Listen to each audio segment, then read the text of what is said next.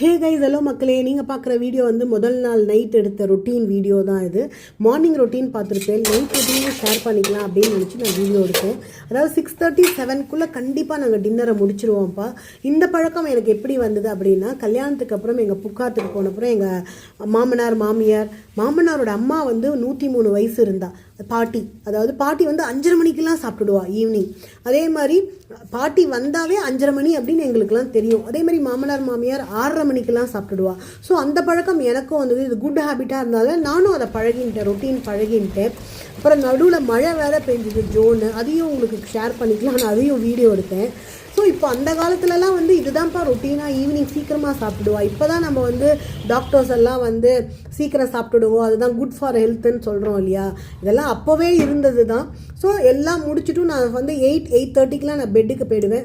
அப்போ தான் எனக்கு மறுநாள் ரொட்டீன் சரியாக இருக்கும். பிடிச்சிருந்துன்னா லைக் பண்ணுங்க. தேங்க்யூ.